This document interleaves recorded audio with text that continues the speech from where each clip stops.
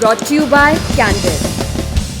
Redness, irritation, sweat rash और fungal infection जैसे 4 skin problems का एक एक्सपर्ट सॉल्यूशन। अब रहो अनस्टॉपेबल कैंडिड डस्टिंग पाउडर के साथ, डॉक्टर्स का सुझाया नंबर 1 ब्रांड। अभी तो ये बिल सिर्फ टेबल हुआ है। बिल पर बहस कल से शुरू होगी, लेकिन टेबल होते हुए बिल ने बहुत सारे सवाल छोड़े हैं।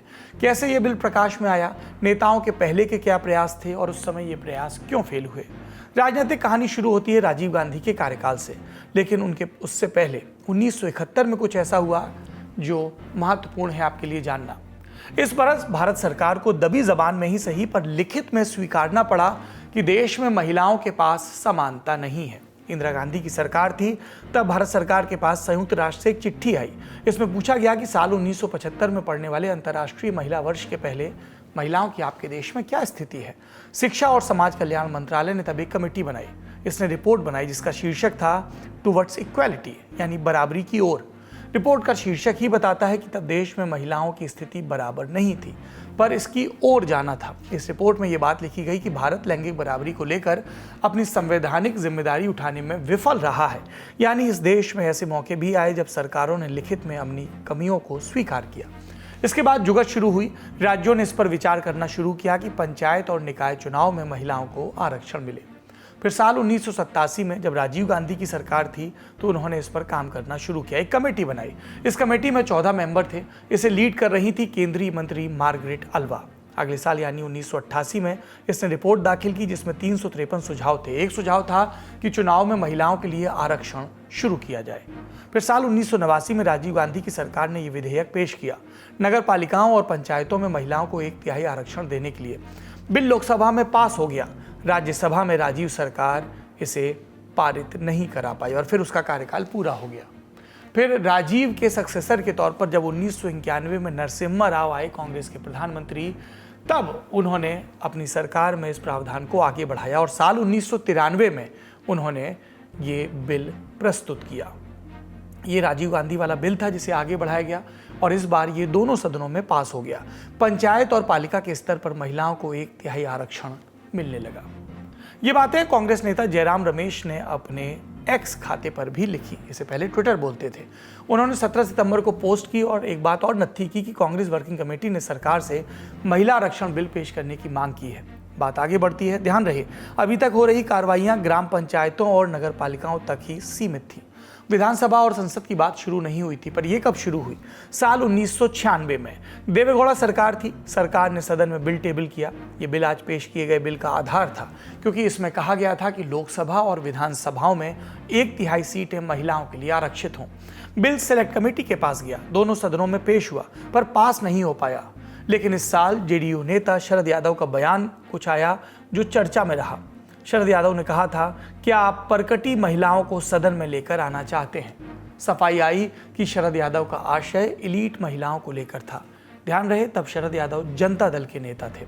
उन्होंने सफाई दी और बाद में अपने बयान के लिए माफी मांगी। फिर आया साल 1997। देवेगौड़ा सरकार का कार्यकाल खत्म हो गया, उनका इस्तीफा हो गया। इंद्र कुमार गुजराल प्रधानमंत्री बन गए। बिल को फिर से पेश किया गया, बहस हुई पर पारित नहीं हो पाया। फिर 1998 में अटल बिहारी वाजपेयी की सरकार आई। इस साल इस बिल को लेकर खासा बवाल हुआ। कानून मंत्री थे उस समय थम्बी दुरई। उन्होंने महिला आरक्षण बिल टेबल किया। सदन ने तब एक दृश्य देखा, भद्दा दृश्य। राजद सांसद सुरेंद्र प्रकाश यादव और अजीत कुमार मेहता ने मंत्री के हाथ से बिल की कॉपी छीनी और उसे फाड़ दिया। तो मैंने भद्दा क्यों कहा? क्योंकि संसद में हम एक गरिमा की उम्मीद करते हैं और ये उम्मीद तो कतई नहीं करते हैं कि किसी मंत्री के हाथ से कागज छीनकर फाड़ा जाए।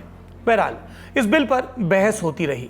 जुलाई में आए बिल की बहस दिसंबर तक खिंची और हद तो तब हो गई जब ममता बनर्जी ने सपा सांसद दरोगा प्रसाद सरोज का कॉलर पकड़ लिया। वजह, ममता दरोगा प्रसाद को स्पीकर की कुर्सी तक पहुंचने से रोकना चाहती थी। ममता बनर्जी उन दिनों इस बिल को पेश करवाने के लिए खासा प्रोटेस्ट कर रही थी, सरकार पर दबाव बना रही थी।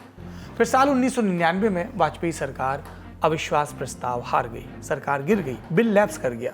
लेकिन फिर चुनाव हुए और अटल बिहारी वाजपेयी के नेतृत्व में एनडीए फिर चुनाव जीती और प्रधानमंत्री बनकर अटल बिहारी वाजपेयी लौटे और बिल भी फिर से पेश किया गया।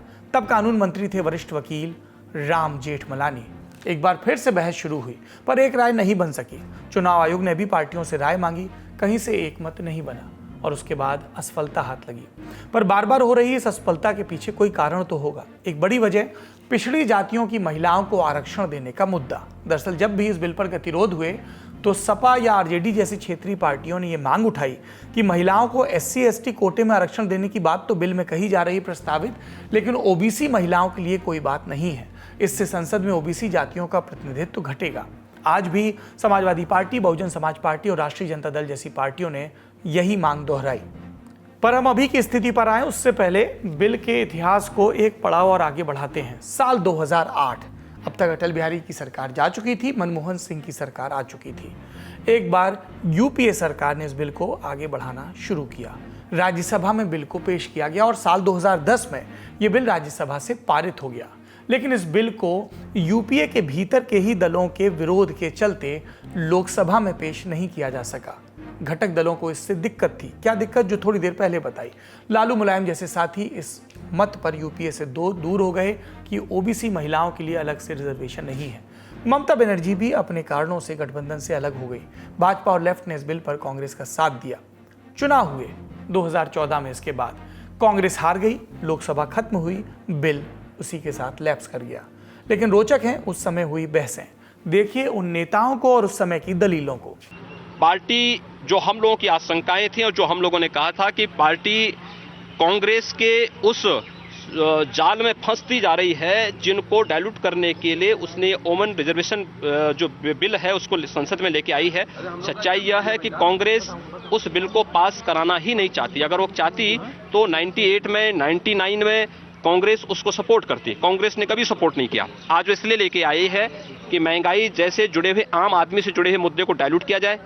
कांग्रेस उस बिल को लेकर इसलिए आ रही है जिससे कांग्रेस से और UPA सरकार के लाखों करोड़ रुपए के भ्रष्टाचार को डाइल्यूट किया जा सके। कांग्रेस ना भाई, बात हम जो बोलते हैं वो न बोलेंगे मुलायम सिंह यादव। इसलिए अभी तरह तरह का ये सब बात आप सुनते रहते हैं। आप 20%, 50%, कोई प्रतिशत, कोई प्रतिशत। तो अभी ऑल पार्टी मीटिंग होगी और ऑल पार्टी मीटिंग में हम लोग देख लें क्या सब बात आती है, बात क्या आती है। तो ऑल पार्टी मीटिंग के बाद फिर हम तो चाहते हैं परसेंटेज कम बेसी जो भी हो, आगे हो, बेसी हो, कम हो, लेकिन ये आ रहे हैं कि नहीं ये लोग महिलाएं, ये महिला आ रही है बिलो पॉवर्टी लाइन, लाल कार्डधारी महिला, लाल कार्डधारी महिला। महिलाओं के आरक्षण अटल जी के जमाने में अटल जी से बात हुई और उन्होंने टेलीफोन किया और टेलीफोन में बात हुई तो अटल जी ने कहा मेरा प्रस्ताव मान लो। मैं कह रहा था 15%।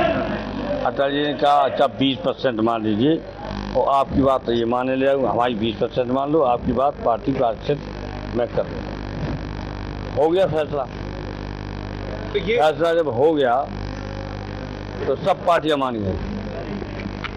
तो आज के वर्तमान प्रधानमंत्री जी श्री मनमोहन सिंह जी तो समय मार्फत हमारे निवास स्थान पर गए और कहा कि हमारी पार्टी सहमत नहीं है।